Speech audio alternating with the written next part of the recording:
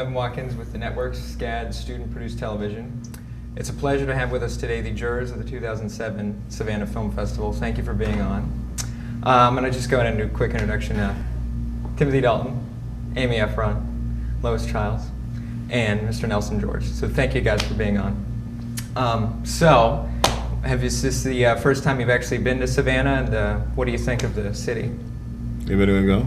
You go first. It's a beautiful city.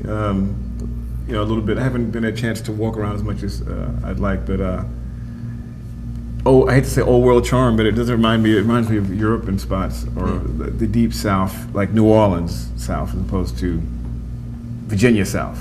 And the people have been very nice. And I have family connections here, but it is my first trip here, and so I'm really loving it, really soaking it all up. Great. Tim's been here before. I've been here before. And you've been here before? I've been here before. Go on, Amy. Yeah, no, I've been here before. It's also really a pleasant city to be in. Everyone's so nice, and it's sort of easy. It's easy. I was actually here once when someone was filming a movie, and it was very easy for them, too. It's a great city. Yeah, I came first in 1986. Oh, okay. I was working in Florida and wanted to see something of the rest of the country, so I drove up here. And it was a completely changed city then. I mean, it was beautiful, but kind of drab. It was falling apart, I would think, in the 80s, really. And I came again about 5 years ago to this festival. I came and talked to the students about movies. And you could see a fantastic change, a tremendous change in the city. But now it has really kicked some ass since then. It's alive, it's vibrant. Really changed a lot. It's a good place and beautiful. I have to agree with you on that. So you've been charged with having to judge the competition film. So how do you judge a film? What makes a film good to you? I mean, just good storytelling, emotional. Do you feel anything emotionally from the experience of watching the film? There's all kinds of criteria you could bring technically about what do you think about the acting and the lighting and all that kind of stuff, that inside baseball almost. But certainly, most people connect emotionally to something, and then maybe intellectually you analyze it. And so there were a couple of films here that got to us, I think, in different ways. So I think that's one of the most basic way you react to any kind of work of art. And that it has a beginning, middle, and end, that it has some structure. You respond to, we do, anyway, respond to that. And that it has a voice, that it's going some direction, even if it's not connected. And there was actually a lot of talent represented at the festival. There were some really interesting performances by some young actors in some of the shorts. That was great. The animation was amazing. Really enjoyed the animation. It was. I think you trust yourself. You got to trust yourself. It's no good going in thinking, oh, I'll try and analyze it, I'll try and separate out all the different factors that make up a film.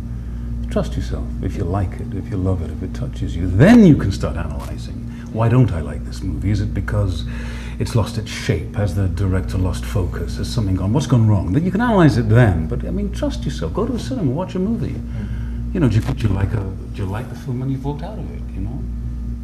And then you get your shortlist like that. Then you can start really thinking about whether it means something to others. You can think of its value. Is it?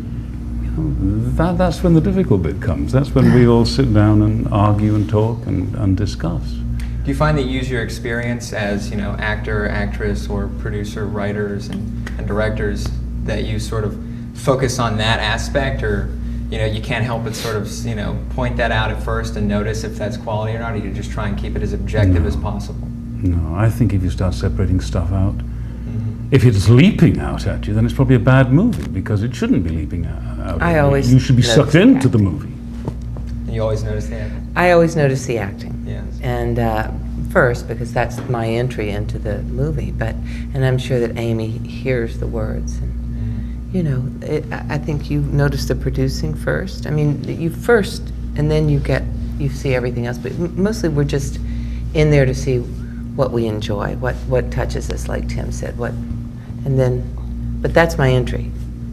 Okay. I look at that.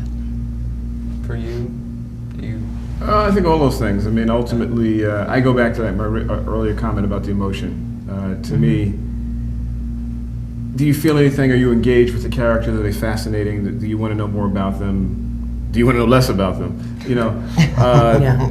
these things all, I think all those visceral things then lead to the analytical. All right, my last question for you is, what kind of advice would you give to any person who's wanting to break into the business at this point in this modern age? I mean, you can answer it, you know, personally on an acting level, you know, since that's what you're doing, or producing and directing level. It's Work. hard. Work. Good luck. No, Good work. luck. I don't feel that way. I feel work. Somebody, if you really, really want to be in this business, and I'm surrounded by, I have a daughter who's at NYU, and I know some kids at SCAD, work. There's a lot of stuff going on. If you want to be in the business, get yourself a job as a PA and work, and don't really care which angle you Yeah, hit it from. that's true. And work. Because you don't have to shoot for the moon when you're 20 Yeah. years old. You can start somewhere, and by starting somewhere, well, I mean, I think you shoot I don't for the have moon, your but successful. you start Right. wherever you can. I But think you you've got to kind of know shoot what for I the mean. moon. There's a lot for everything everybody says, and we saw it at the festival. There's a lot of work being done, and there's a lot of work being done on a lot of levels. And if you really, really want to work, there might just be some place where you can work, and don't be scared to write somebody a letter, because actually people read letters. They do. It's true. Well, You get that jobs story that crazy Brett ways. Ratner told about, you know, Yeah. he did not take no for an answer. So, Any other thoughts or comments on? You're closer to this Well, probably put it this way, you. there's a million channels. There's more cable channels that you can take a stick at. So there's lots and lots of shows. There's a lot of programming time to be filled. Someone's got to fill them. Why not? Why shouldn't it be you? You know, between Lifetime over there and HBO over here and BET over there, there's a million audiences who are looking for stories about their experience, be they be they black or woman, or in this country increasingly Hispanic. There's a million stories that haven't been told. So there's a lot of opportunity, I believe, for people who come in and grab their video camera and start telling stories. And you were saying about going for it entirely at first, or? No, I think I think you've got to set your sights high. You've got to have a great humility, but you've got to have an inner confidence that you can get where you want to go. You've got to have a dream, but you, as Amy said, you've got to be prepared to start somewhere. And wherever you start, and you work hard and you commit totally. But it's a hard business, and it's a cynical business, and above all, it is sadly not sadly, it has to be a business. Yeah. Lots of things sell, lots of things that should be seen don't. And you've got to be prepared for that. You've got to toughen up. Thank you so much for being on, guys. thank you. Thank you. All right.